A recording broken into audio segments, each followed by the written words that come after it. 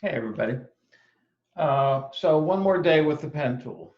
Now, as fun as it is to write your name and stuff like that with a pen tool, and it's good practice, but that's not typically how people actually use the tool. It's usually more of a way of making precision lines really accurate, okay, as opposed to writing our name, which was good for developing control and writing all those letters, but it's still, we want to be even tighter than that. Okay, so what we'll do is we'll type out some letters and we'll trace them and then hand that in. Okay, that's it. So now in the future, we're going to talk about digital typography and everything Illustrator can do with type, which is quite a lot. But for the moment, we're just going to fumble our way through it just to get some type on the screen. And so we have something to trace. Okay, Essentials Classic setup as usual. So take the type tool, should be fourth down on the left side of the toolbar, and just click once. Don't drag a box, just click. Okay, and it says lorem ipsum. It just it just is semi-new thing in Illustrator. It used to just be blank, but I guess that confused people. So that it just puts in a little bit of Greeking, they call it. You know, it's just random wordage. So anyway, I'm going to hold down Shift and type A, B, C, D, E, F, G. Okay, all caps, no spaces. All right, and then I'm just going to hit Escape to stop typing. Okay, so do that, and we'll get this all set up so everybody's will be exactly the same. All right. All right. So with so I hit Escape and it went back to my regular selection tool. Okay, so that's where you should be.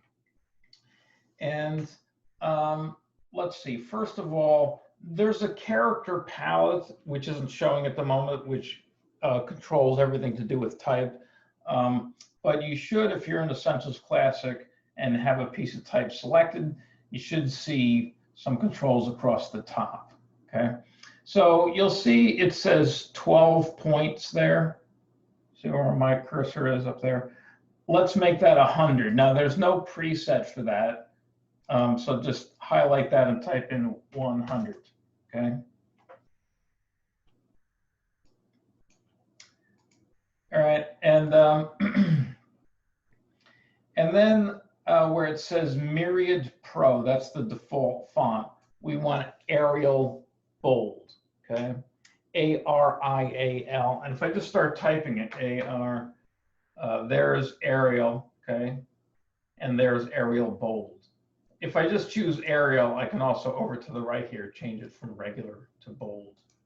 Okay. You probably have Arial on your computer, okay? If you don't, Helvetica is very similar, okay? And just go see if you can also download and install the font online. You probably can find Arial for free. Okay?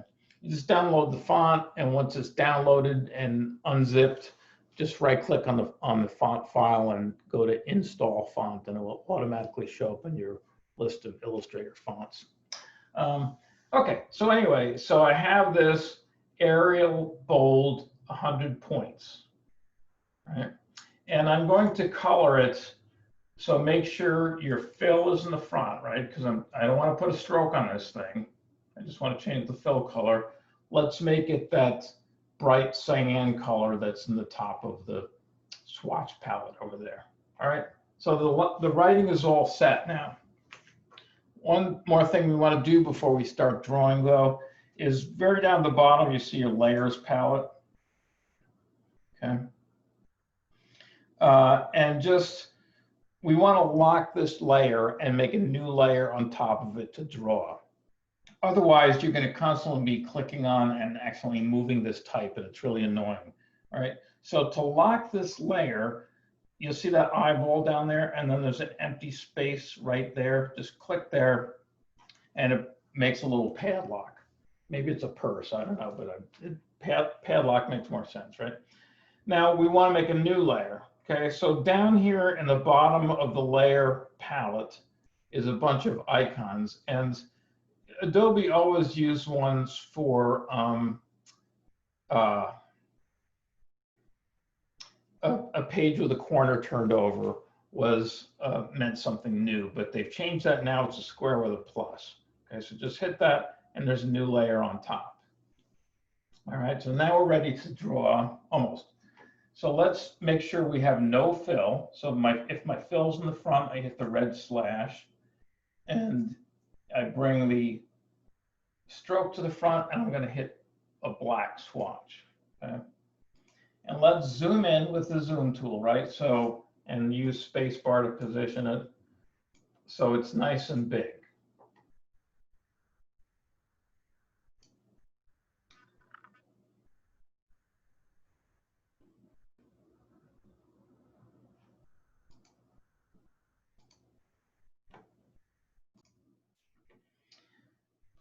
So I have my pen tool, okay? So, and let me just go through and demonstrate how to do these, okay?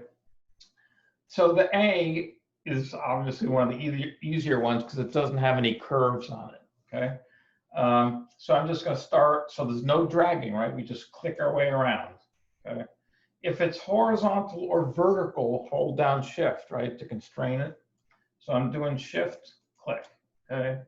And, oh, let me delete that. And one more thing first is the line weight has to be half a point, okay, 0.5 points. And at the size we made these, a 1 point line is too fat to accurately trace, okay? Anyway, click on the corner, shift click here. Click up there, shift click for another straight segment. Click, shift click, and you just get kind of used to working with your non-mouse hand. Shift click. And now go down here, there's no anything there, but I'm just looking for the little O to appear next to my cursor. That means the shape will be closed, okay? And then I'm going to do the inside. Okay, and we're going to leave it all unfilled like that. So let's do the B. Now the B is one of the harder ones. I guess I'll start up here, okay, and shift click to get that straight. Now we go up to about the end of where it's straight. About to where it starts curving, shift and click. Okay. Now you want to go up here and put your pen approximately, remember the way we're doing this is, generally speaking, put the pen and drag in the middle of every curve. Okay, so something like that. And I'm just looking down at trying to lay that bottom part there right on the B. Okay, that's perfect. All right. Now here, this is a corner, so we don't drag. However, you're going to say to yourself, well, I can see right now that the curve's not going to fit on the B properly. It's okay, we just fix it later. It's because this part of the two halves of this curve aren't symmetrical on the B. So it's just something that happens. I could have made that point a little bit lower and maybe got it to land right on there, but I didn't do that. So we just click, okay? And don't drag. If you accidentally dragged on it, okay, like this, you're just like, whoops, what do I do? Just do Control Z, back up once. This is a corner, so we just click, okay? Now we go up here and we click and drag. All right, and then we go out here to about the end of the curvy stuff. And this, we want to make the minimum number of points is what we're doing, right? Try to make exactly the number of points I'm doing, because any more is just making a lumpy potato, okay? So we just click there, and then we look for the O next to our cursor and close it. Okay, so then we just go back and edit. All right, so we get our direct selection tool, just make a little marquee there to highlight this point. And if there's too much curve, you just take the handle and go back closer to the vertex. Try not to veer left or right, because that's going to throw your bottom half off. Just go straight down, about like that. So we're trying to be accurate enough that there's no blue outside of the line, and there's no white inside the line. Okay. So I'll just quickly do the inside of the B. The inside of the B is the same as the D, okay? And there's only one place you drag, and it's right there, okay? In the middle of the curve. And then you go here and close it, okay? And if it looks a little funky in some places, I can always use the left or right arrow keys to move stuff a little bit. So maybe I'll just move it over and then drag this down a hair. Okay, you could use a little tweaking, but it's probably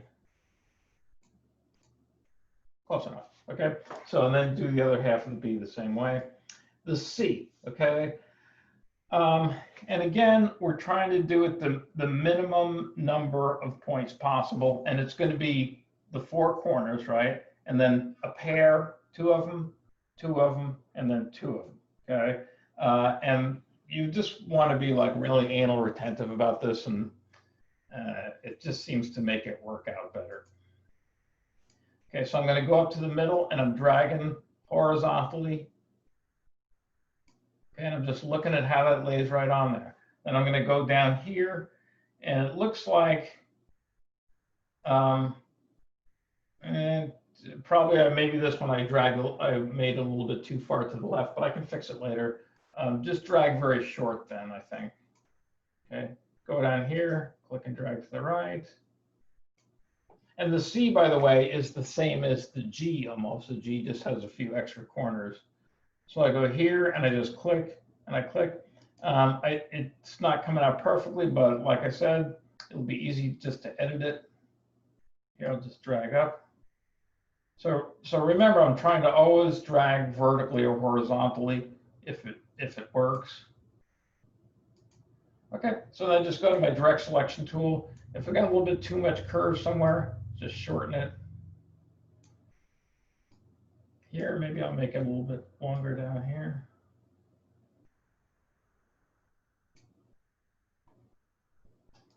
Okay, sometimes you gotta adjust the position of the line.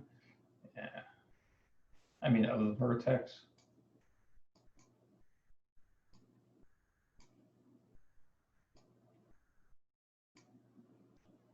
Okay, so, and then this one here, I'll make a little shorter. And I could tweak all these a little bit more, but I'm just trying to get them. I don't want the video to be ridiculously long. So the D, like I said, it's the same as the inside of the B. So I'm just going to do the outside of it. A lot of fonts you can't. The reason why I said try to do, Arial or Helvetica Bold is a lot of fonts will require a different number of points. And then the demonstration of doing here won't really work too good. Whoops. Didn't get the O, there it is. So direct selection tool, just shorten this one up a little bit. Okay, then do the same on the inside. E and the F are really easy. Hold shift down all the way around, right? Because they're all straight and they're all vertical and horizontal. And then the G, I'll just do that real quick. It's like the C, right?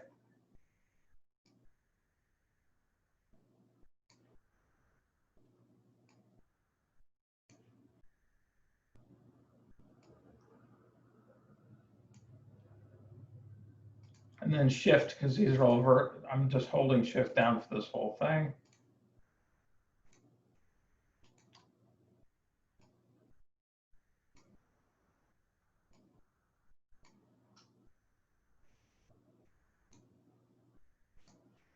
Okay, did I get the O there? There it is.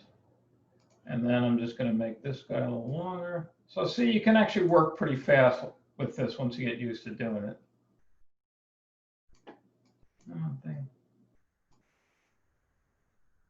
If you keep getting error messages when you're clicking on things, just hit don't show again on them. I don't think because I've turned off all of those. I've said don't show again, and it remembers that when you save the program. So like if it's giving you messages like saying, you must click on a line for this to work. I don't think that happens with a direct selection tool. So anyway. Needs a little more tweaking, but you get the idea. So in this case, we want to hand in not a JPEG. Okay, we want to hand in the actual Illustrator file. Okay, so just trace everything. Make sure you did the insides of all the letters. Do file save. Just regular native Illustrator. And then when you go to the forum, the discussion area to hand this particular thing in, be week 4, I guess, right? Instead of clicking on the little picture thing that's to insert an image, click on the thing that looks like a whatever you call it, a paperclip, and that's to insert a file. Okay, if you roll over, it says insert file, and just put this in there because if you put a picture in, I can't really tell if you even did it or just put a border on the letters, right? So have fun.